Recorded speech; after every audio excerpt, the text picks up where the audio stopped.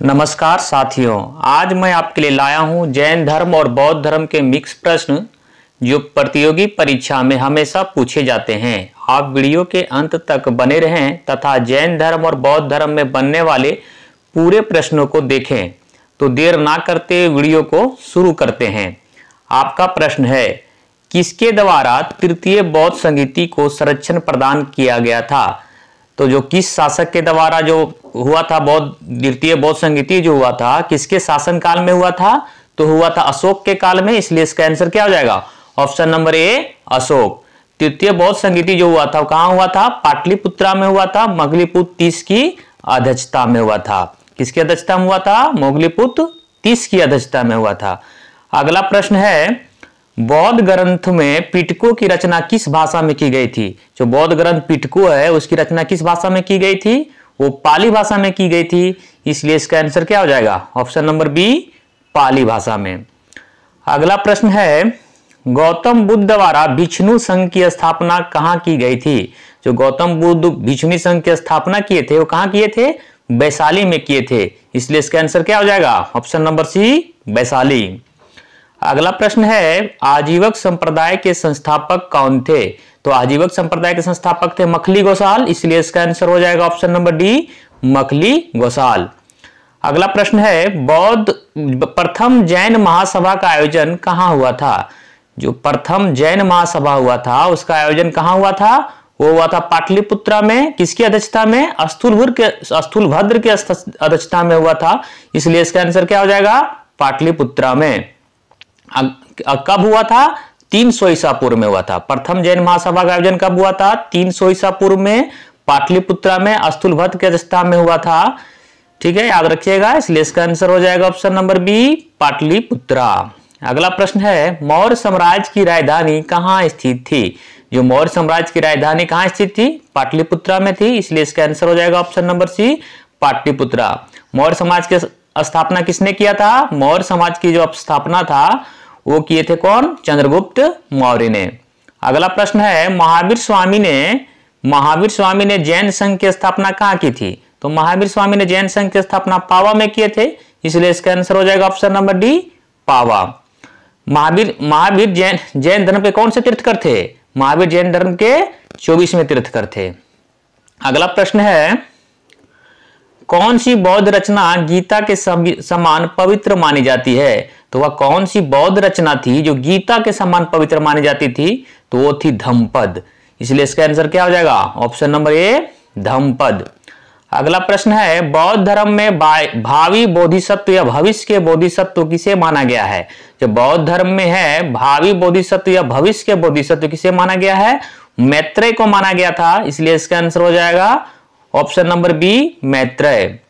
अगला प्रश्न है, बुद्ध ने अपने जीवन की अंतिम वर्ष कहां बिताए थे? तो बुद्ध जो है जीवन के अंतिम वर्ष कहां बिताए थे? कुशीनगर में बिताए थे। इसलिए इसका आंसर क्या हो जाएगा? ऑप्शन नंबर डी, कुशीनगर में। अगला प्रश्न है, बौद्ध धर्म ग्रहण करने वाली पहली महिला कौन थी? जो बौद्ध धर्म ग्रहण करने वाली पहली महिला कौन थी?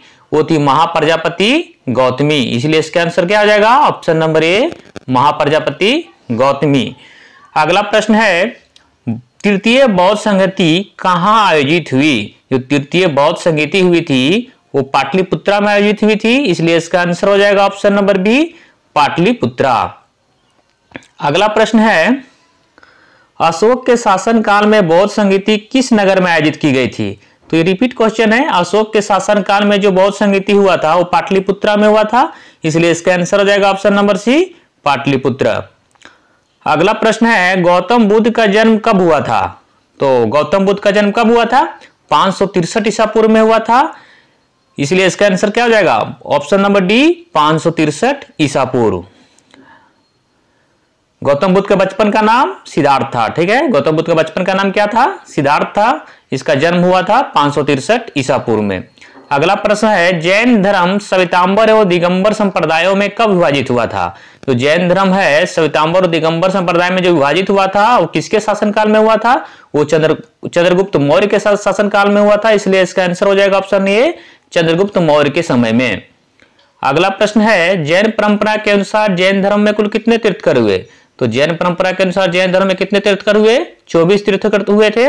24वां तीर्थकर कौन थे? 24वां तीर्थकर थे महावीर स्वामी। ठीक है, इसलिए इसका आंसर क्या हो जाएगा? ऑप्शन नंबर सी 24 जो जैन धर्म के कुल तीर्थकर हुए थे।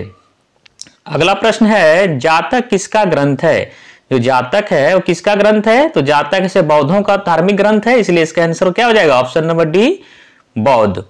अगला प्रश्न है सिद्धार्थ को ज्ञान की प्राप्ति कहां हुई थी? तो सिद्धार्थ को ज्ञान की प्राप्ति हुई थी बौद्ध गया में, इसलिए इसका आंसर हो जाएगा ऑप्शन नंबर ए बौद्ध गया। अगला प्रश्न है निम्नलिखित में से किस नगर में प्रथम बौद्ध संगीति की आयोजन हुआ था? जो प्रथम बौद्ध संगीति हुआ था वो किस सभा के आयोजन कहां हुआ था? वो राजगिरा में हुआ था, इसलिए इसका आंसर हो जाएगा ऑप्शन नंबर सी राजगिरा। जो पहला बौद्ध हुआ था राजगिरा में, दूसरा कहां हुआ था? वैशाली में हुआ था, और तीसरा कहां हुआ था? पाटलिपुत्रा में, और चौथा हुआ था कुंडलवन कश्मीर में हुआ था। कहां हुआ था? कुंडलवन में चौथा बौद्ध सभा हुआ था। अगला प्रश्न है भारत में सबसे बड़ा बौद्ध स्तूप कहां स्थित है? जो भारत में सबसे बड़ा बौद्ध स्तूप कहां है? सांची में स्थित है, इसलिए इसका आंसर क्या हो जाएगा? Option number D Sanchi. अगला प्रश्न है बुद्ध ने सर्वाधिक उपदेश कहां दिए थे? तो बुद्ध जो है सर्वाधिक उपदेश दिए थे श्रावस्ती में, इसलिए इसका आंसर हो जाएगा ऑप्शन नंबर बी श्रावस्ती। अगला प्रश्न है गौतम बुद्ध का गुरु कौन था? तो गौतम बुद्ध का गुरु कौन थे? वो अलार कलाम थे, इसलिए इसका आंसर क्या हो जाएगा? अलार कलाम जो गौतम बुद्ध के पहले गुरु थे। अगला प्रश्न है निम्नलिखित में से कौन एक त्रिपिटक का अंग नहीं है? जो त्रिपिटक में कौन कौन शामिल है? विनप पिटक, अभिधम पिटक और सूत पिटक, इसलिए इसमें आंसर पूछ रहा है कि त्रिपिटक का अंग नहीं है तो कौन सा हो जाएगा? जातक हो जाएगा, इसलिए इसका आंसर क्या आ जाएगा? ऑप्शन नंबर सी जातक। अगला प्रश्न है किस शासक के शासन काल में नेपाल में बौद्ध धर्म का गमन हुआ था? तो वह कौन से शासक थे जिसके काल में नेपाल में बौद्ध धर्म का गमन हुआ था? वो थे अशोक, इसलिए इसका आंसर हो जाएगा ऑप्शन नंबर ए अशोक। अगला प्रश्न है सांची क्यों विख्यात है? जो सांची है किस लिए विख्यात थे? इसका ऑप्शन दिया हुआ ए चट्टान काटकर बनाए गए मंदिर के कारण, नहीं सबसे बड़ा बौद्ध स्तूप, हाँ ये आंसर हो जाएगा क्योंकि सांची जो है सबसे बड़ा बौद्ध स्तूप है, इसलिए इसका आंसर क्या हो जाएगा? ऑप्शन नंबर बी सबसे बड़ा बौद्ध स्तूप के लिए। अगला प्रश्न है भगवान महावीर का प्रथम शिष्य कौन था? जो भगवान महावीर थे उनके प्रथम शिष्य कौन थे? वो थे जामिल, इसलिए इसका आंसर हो जाएगा ऑप्शन नंबर सी जामिल। जामिल कौन थे? महावीर स्वामी के दामाद थे।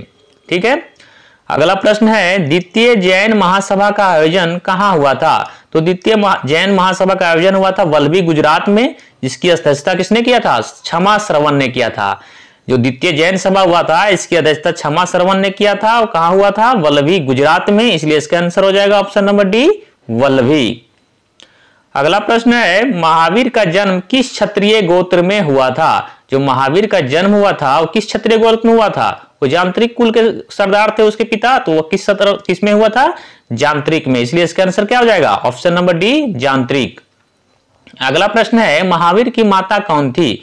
तो महावीर की माता थी तिरसला, इसलिए इसका आंसर हो जाएगा ऑप्शन नंबर ए तिरसला। महावीर की पत्नी का नाम यशोदा था, और महावीर के पुत्री का नाम जो था अनुजा प्रियदर्शनी था। क्या था? अनुजा प्रियदर्शनी।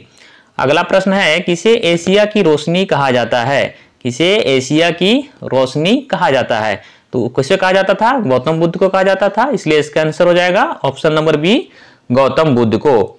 अगला प्रश्न है दिलवाड़ा के जैन मंदिरों का निर्माण किसने कराया था? तो दिलवाड़ा के जैन मंदिरों का निर्माण किसने करवाया था? वो चालुक्य शासकों ने करवाया था, इसलिए इसका आंसर हो जाएगा ऑप्शन नंबर सी चालुक्यों ने।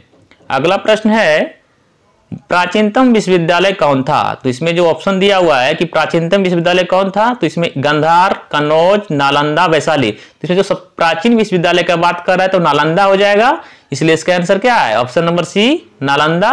नालंदा विश्वविद्यालय की स्थापना किसने कराया था? तो कुमारगुप्त प्रथम ने करवाया था। किसने कराया था नालंदा विश्वविद्यालय की स्थापना? कुमारगुप्त प्रथम ने।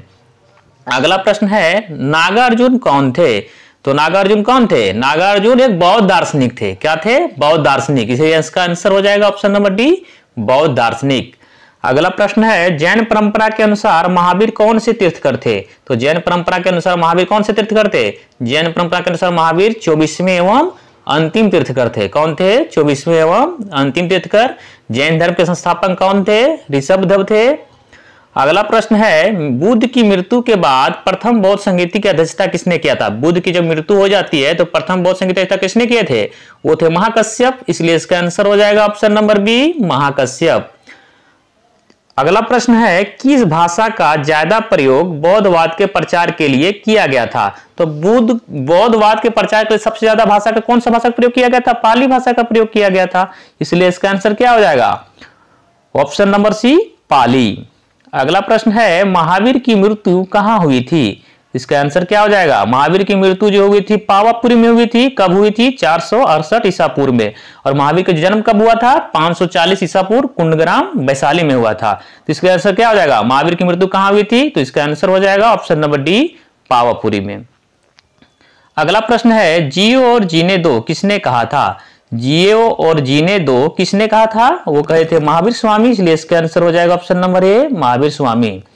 अगला प्रश्न है, जैनियों के पहले तीर्थकर कौन थे?